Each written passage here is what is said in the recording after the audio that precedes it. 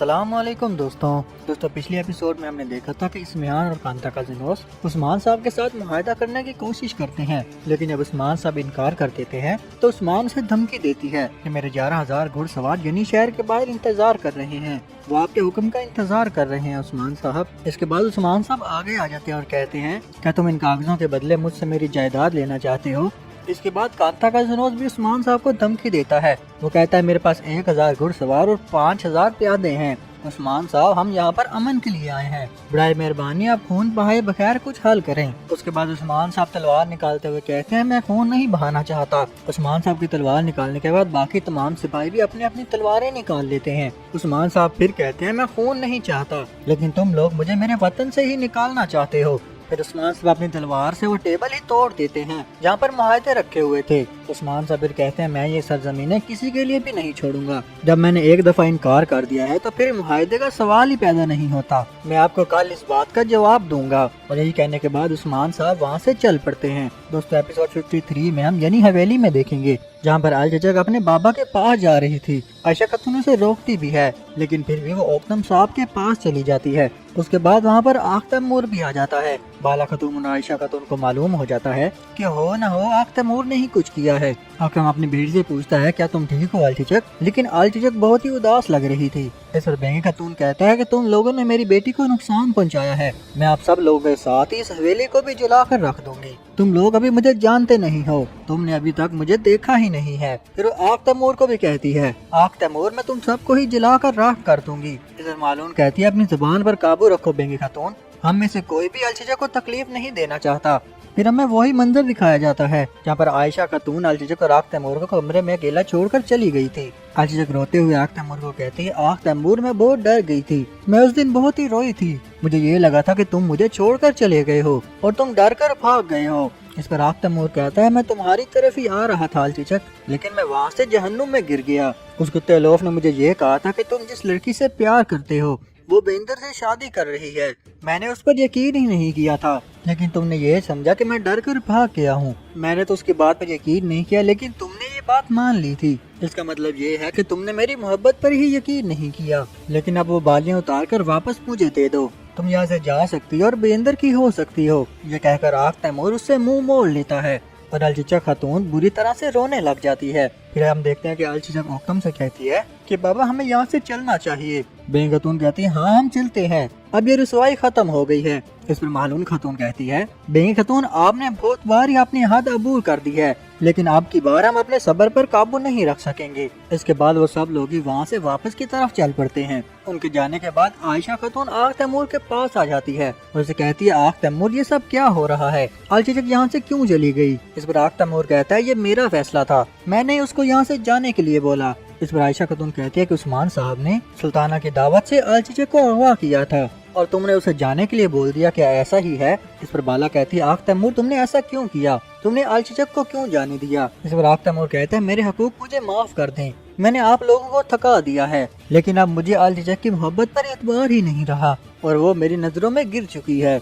जिस अल चचक से मैंने प्यार किया था वो कुछ भी करती, लेकिन वो किसी तरह भी शादी ना होने देती। आख तैमूर जाने लगता है तो मालून खातून उसे रोकती है, लेकिन आख तैमूर कहता है, बराए मेहरबानी इस मसले पर अब कोई भी बात नहीं करेगा। और फिर आख तैमूर भी वहाँ से चल पड़ता है। उसके बाद हम उस्मान साहब को देखते हैं जो कुछ वक्त अकेला गुजारने के लिए कहीं दूर चले जाते हैं। वो अपने घोड़े से बात कर रहे थे कि मैंने तुम्हारा नाम अल्तोतान रखा है, जिसका मतलब शहरों का मुहाफिज है, क्योंकि हम लोग मिलकर ही तमाम शहरों की हिफाजत करने वाले थे। लेकिन अब तो तमाम फितने ही मुत्तहिद हो चुके हैं और वो लोग हमारी मलकियत चाहते हैं। तुम्हारे पाँव तो बहुत सी काफिरों की जमीनों को कुचलने वाले थे, लेकिन अब वो सब कुफार मिलकर ही हमारी जमीनें चाहते हैं। फिर उस्मान साहब अपनी तलवार निकाल लेते हैं और कहते हैं, मैं ये तलवार बगैर किसी वजह के नहीं निकालता और ना ही मैं बिला वजह तुम पर सवार होता हूँ। मेरे लिए ये सब काम आसान नहीं है, लेकिन फिर भी मैं खून से ली गई जमीनें खून के बगैर नहीं दूंगा।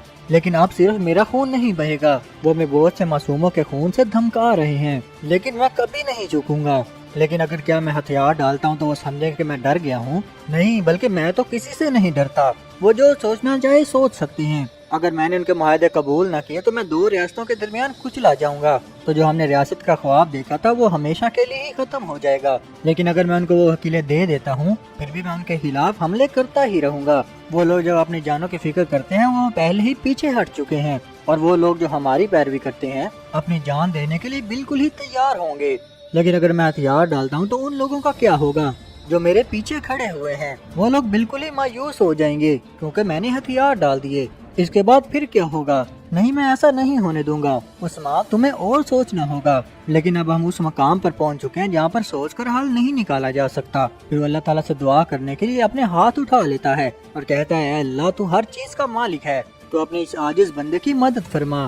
ہمارے آگے آگ ہے اور پیچھے سیلاب ہے، اے ہمارے رب ہم پر رحم فرما، تو ہر چیز ہی جانتا ہے اور ہر چیز ہی دیکھ سکتا ہے، اے میرے رب مجھے کوئی راستہ دکھا۔ اس کے بعد ہم یعنی حویلی میں دیکھیں گے یہاں پر مالون خاتون کہتی ہے، عثمان صاحب کی طرف سے بھی کوئی بھی خبر نہیں آئی ہے، لیکن ابھی ہمیں محتاط رہنے کی ضرورت ہے۔ پھر مالون اور بالا خاتون عائشہ خاتون کے پاس آ جاتی ہیں اور کہتی ہیں، عائشہ خاتون، کیا تم آگ تیمور کی وجہ سے پریشان ہو؟ اس پر عائشہ کہتی ہے، وہ اس لڑکی کے لیے میرے خلاف بھی کھڑا ہونے کے لیے تیار تھا بالا، اور اب یہ سب کرنے کے بعد آگ تیمور کہہ رہا ہے کہ وہ اس لڑکی کو حاصل نہیں کرنا چاہتا۔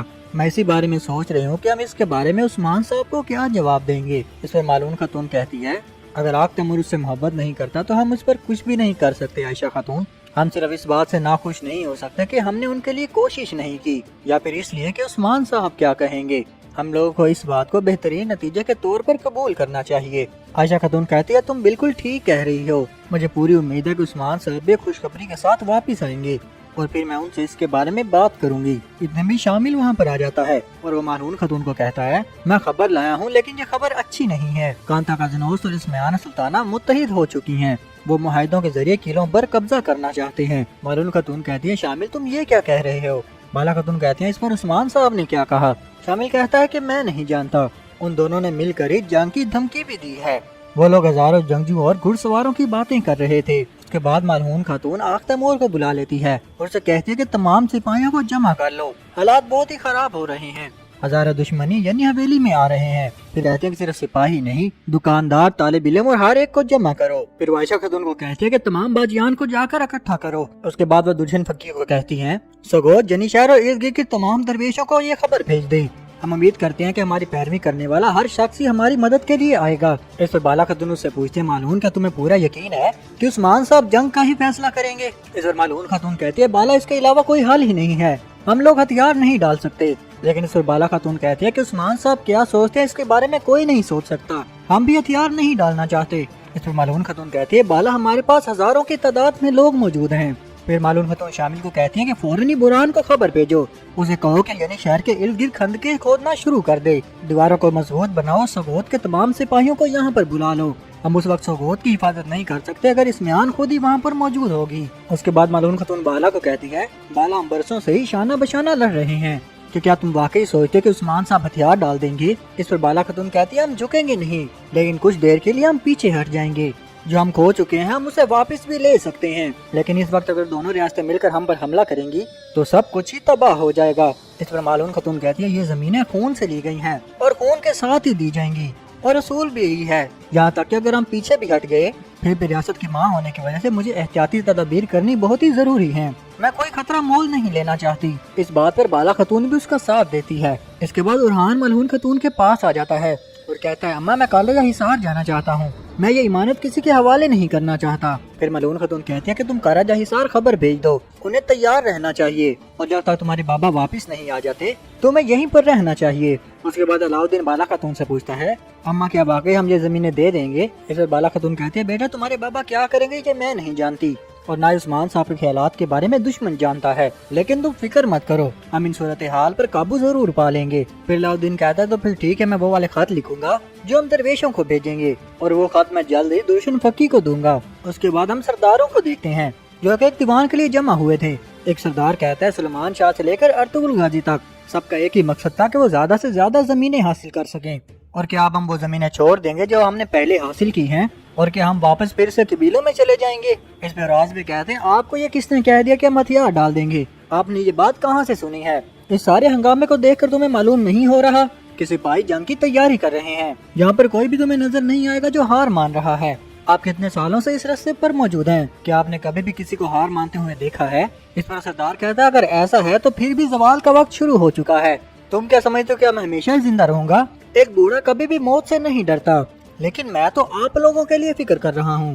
اس پر شہین بے کہتے ہیں، ہماری فکر نہ کریں، जो लोग लड़ने के लिए पैदा हुए हैं वो कभी भी शहादत से पीछे नहीं हटते। हम बस अपने सफर पर आगे ही चलते रहेंगे। इस पर एक और सरदार कहता है, तुम सब ठीक कह रहे हो, लेकिन अपने इर्द गिर्द देखो, हमारी तादाद बहुत ही कम हो चुकी है। तुर्गुत साहब भी यहाँ पर मौजूद नहीं है, ओक्तम साहब भी नहीं है, बेंदर साहब भी यहाँ पर मौजूद नहीं है। हमारा रास्ता तो यही पहले वाला है, लेकिन लड़ने के लिए बहुत लोग पीछे हट चुके हैं। यहीं पर बुरहान भी वहाँ पर आ जाता है।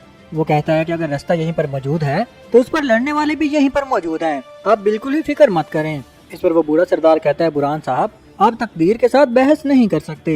इस पर शहीन पे कहते हैं कि आप कोशिश किए बगैर ये कैसे कह सकते हैं। फिर वो सिपाहियों से पूछते हैं कि सिपाही उस्मान साहब कहाँ हैं। इतने में उस्मान साहब भी वहाँ पर आ जाते हैं। वो सीधा दीवान की तरफ ही जा रहे थे। वो सरदारों को कहते हैं, जल्दी से दीवान में आ जाएं, मुझे आपको बताने के लिए बहुत ही अहम चीजें हैं। फिर तमाम सिपाही और सरदार उस्मान साहब के पीछे चल पड़ते हैं। उसके बाद हमें सोगोत में अस्मिहान सुल्ताना की करारगाह दिखाई जाती है, जहाँ उसने कोनिया से सारे सिपाहियों को इकट्ठा किया हुआ था।